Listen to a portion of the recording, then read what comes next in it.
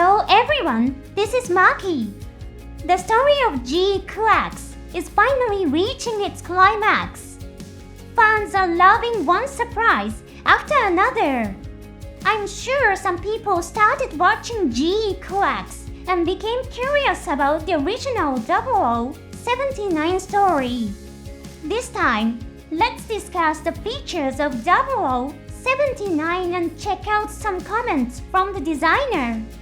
Mr. Yoshiyuki Tomino wrote the 0079 story. Because of his creation of the Gundam world, all the Gundam series that followed were able to come into existence. Among fans, Mr. Tomino is often described as someone who places extreme importance on realism. This assessment isn't entirely wrong, but it doesn't capture everything about him. Today, I'd like to dig deeper into this topic. Before we begin, I have a quick announcement. On my channel, I'm looking for supporters through membership. For just 99 cents a month, you can get a name badge and comment stamps. Alright, let's get started. In episode 10 of GQuuuuuuX, we learned about a new feature of the Sodon battleship.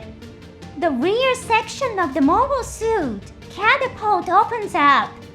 This is a subtle detail that the traditional Pegasus-class battleships didn't have.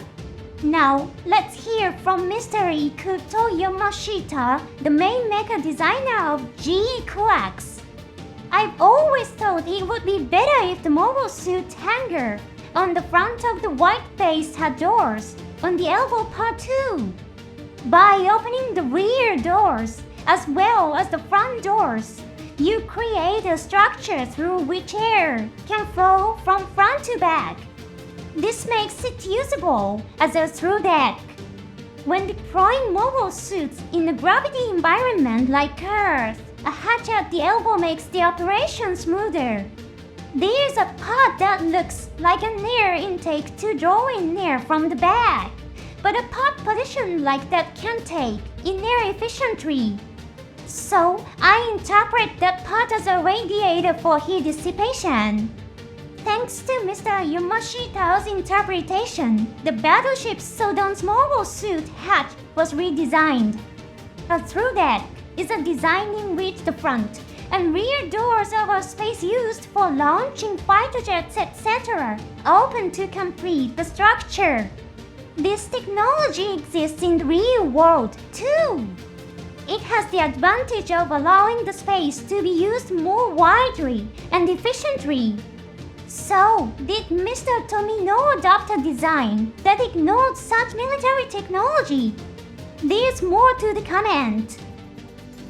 Scriptwriter Hiroshi Yamaguchi, who has connections with Mr. Yamashita, commented on his statement.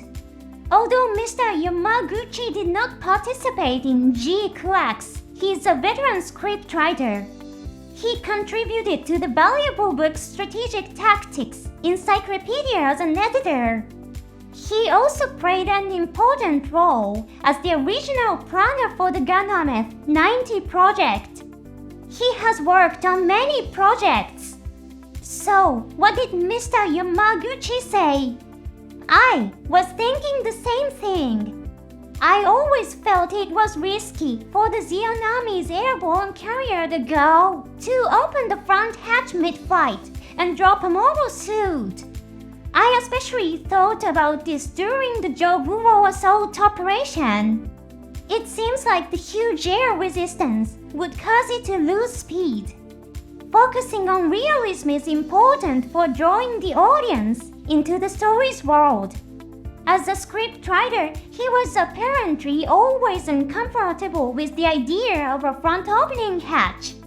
Even though it's fiction, maintaining a sense of realism is part of the balance a scriptwriter needs. Now, let's take a look at Mr. Yamashita's reply to Mr. Yamaguchi's comment. This element applies to the protagonist's side too, but it's also important for the enemy. Imagine a hatch at the rear of an airborne carrier. First, show the enemy's front to the audience. Then, switch scenes to show the rear hatch opening and releasing mobile suits or other weapons. This means you have to create two scenes. However, by opening the front, you can show the enemy's arrival and launch scene in a single cut. This approach allows you to convey the enemy's bravery to the audience while keeping the scene short and impactful and reducing the production workload. Therefore, when creating a story, a front opening hatch is actually very reasonable. Mr. Yamashita also grasped the production rationality behind front opening hatches. He understands that while realism is important, creating work efficiently is also a technique. And any director's job isn't just about the story. They also have to manage the staff's real-world tasks and workflow. Mr. Tomino aimed for an effective presentation that could be achieved with technology from 45 years ago. On the other hand, Mr. Yamashita used modern technology and computer graphics to bring the rear-opening hatch element to life. Although the design may not be realistic, it draws the audience deeper into the story world, making the work even better. Through the conversation between Mr. Yamashita and Mr. Yamaguchi, we see that this is a key feature of Mr. Tomino's work. As you watch the 0079 story, paying attention to the elements introduced in this program may reveal something new to you. This way of thinking isn't limited to Mr. Tomino. It's a technique that every creator uses based on their own ideas. A famous example of this can be seen in the Star Wars series, where people often point out that there's sound in outer space. Sticking strictly to realism, battle scenes in space should be silent. That would be a true and accurate portrayal. However, adding big sounds pulls the audience deeper into the story's world. In the Universal Century of the Gundam series, there's a setting where space is silent, but because hearing is important to humans, the computer generates cockpit sounds based on camera footage. It's fascinating to see how one creator's work is reinterpreted by another to create something new. Thank you for watching until the end. See you in the next program.